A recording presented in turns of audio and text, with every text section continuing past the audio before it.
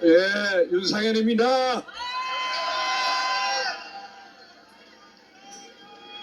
추운 날씨에도 불구하고 윤석열 대통령을 지키고 또 대한민국을 지키기 위해서 나와주신 애국 시민 여러분들께 무한 감사와 경의를 표합니다. 아시죠? 우리가 왜 이렇게 탄핵 반대를 외치고 있습니까? 대통령을 지키고 또 체제를 지키기 위한 거 아닙니까, 여러분? 누가 여의도에서 대통령 지키는 목소리를 누가 냈습니까, 여러분? 저희들은 한편 같습니다.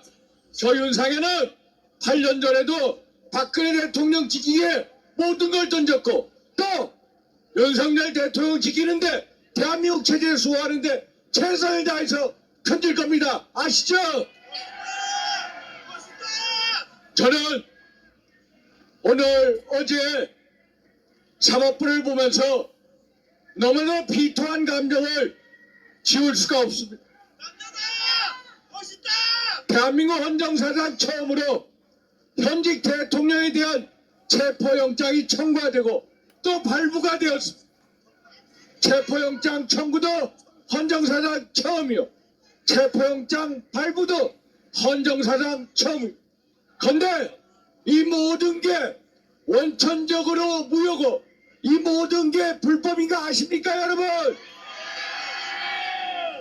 원래 공수처라는 기관은 고위공직자에 대해서 수사 범위가 엄격히 제한되어 있습니다.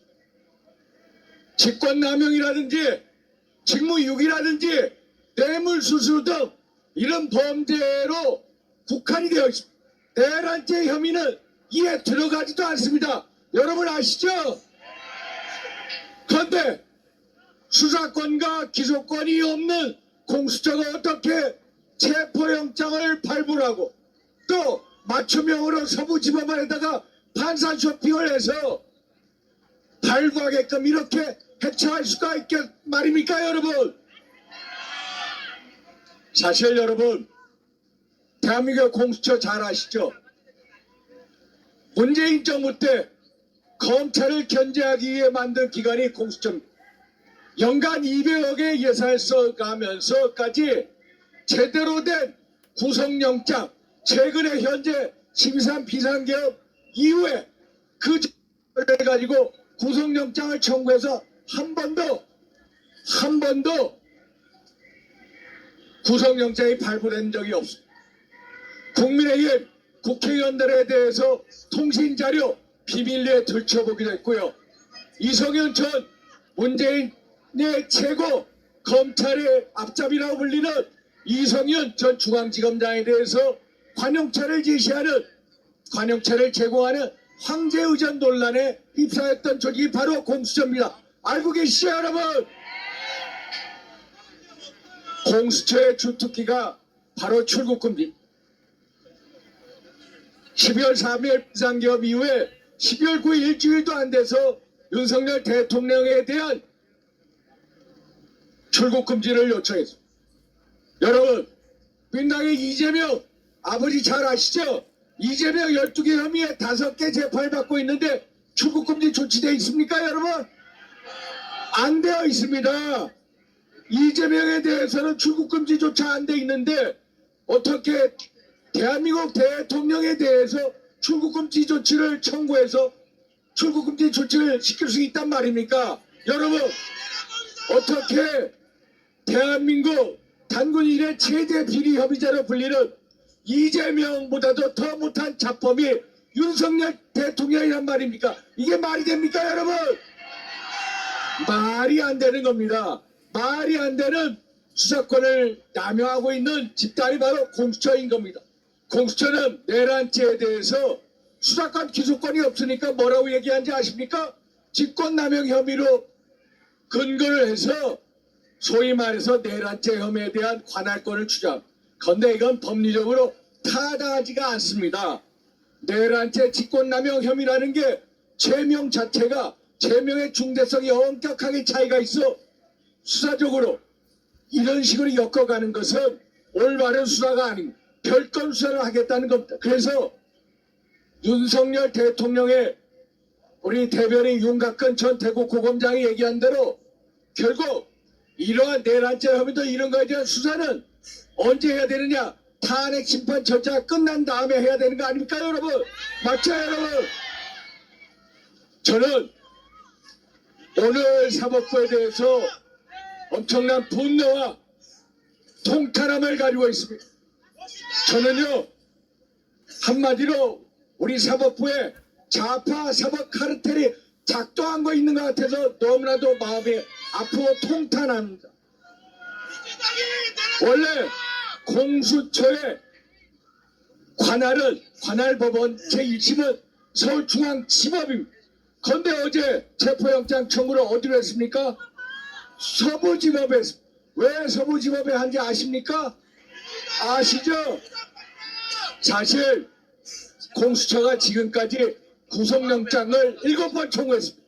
그런데 민간인에 대한 구속영장 청구를 해서 6건을 전부 다 민간인들에 대해서 서울중앙지법에 했습니다. 김영현 전 국방부 장관에 대해서도 내란죄 혐의에 대해서 서울중앙지법에 영장을 청구했습니다.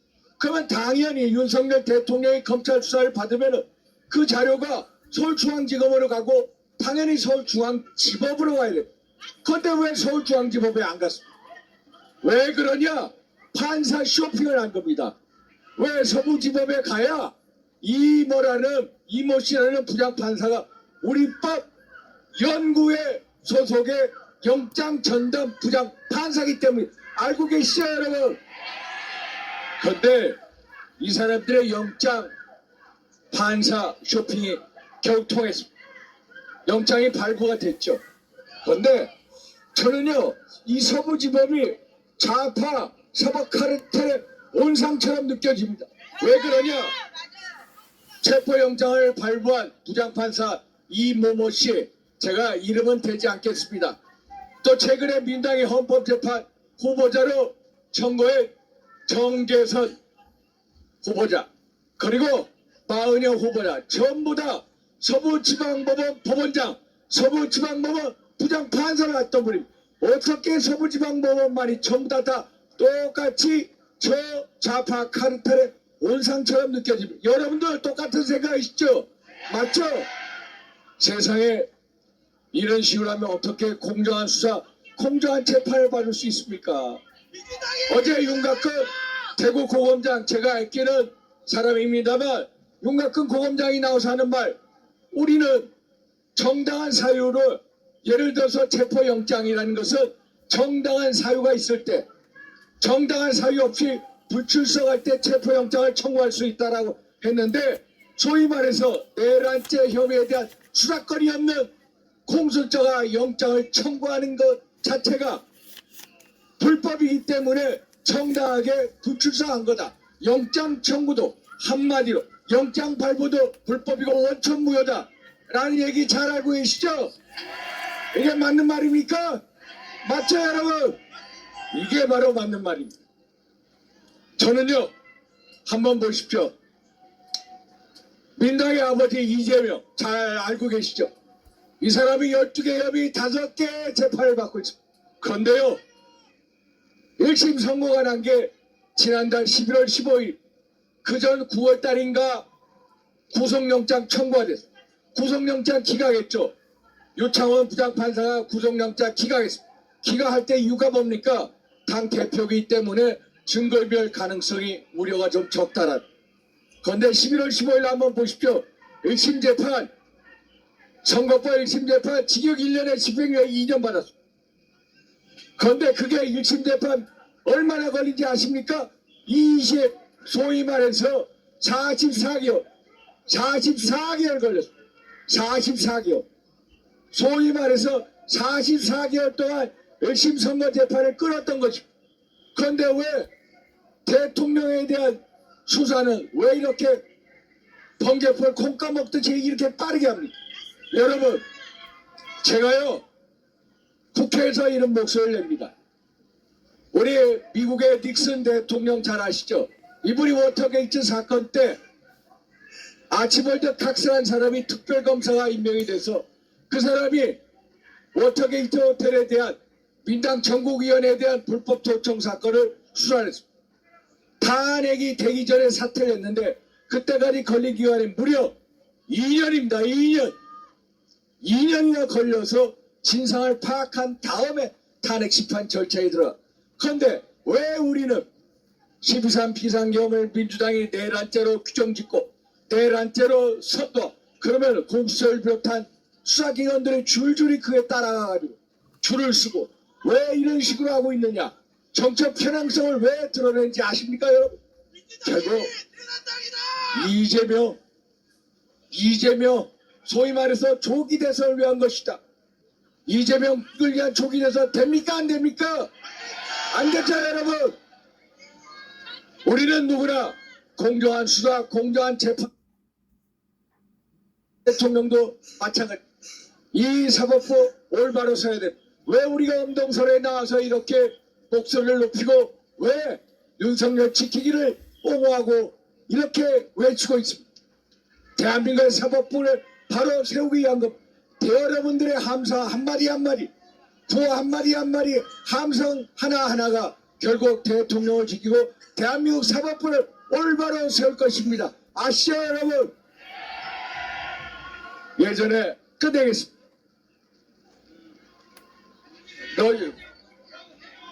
데리고 나올게. 예전에 여러분 도스토옙스키 잘 아시죠? 러시아의 대문호. 제아벌이죠. 도스토옙스키를 키운 니콜라이 네크라소프가 있습니다. 이 사람이 얘기하기를 조국에 대한 분노와 슬픔 없이 살아가는 것은 조국을 사랑하지 않는 것이다. 여러분 동감이시죠? 조국에 대한 분노 있습니까 여러분? 조국에 대한 슬픔이 있습니까 여러분? 사법부에 대한 분노 있습니까 여러분? 사법부에 대해서 슬픔이 있습니까 여러분? 여러분 우리 모두 윤석열 대통령 확고히 지켜서 대한민국 사법부 바로 세웁시다 여러분. 동감이시죠? 여러분 제가 한마디 이제 끝내겠습니다. 전도서 성경 구절에 보면 이런 구절이 있습니다. 한 사람이면 패하겠거니와 두 사람이면은 맞설 수 있나니 세 겹줄이면은 쉽게 끊어지지 않으리라. 여러분 한 사람, 두 사람, 세 사람이 모이면은 대통령을 지키고 대한민국 체제를 지키고 대한민국 사법부를 올바르게 세울 수 있습니다. 알고 계시죠 여러분? 여러분 우리 모두 승리합시다. 꼭 승리합시다 여러분. 감사합니다. 감사합니다.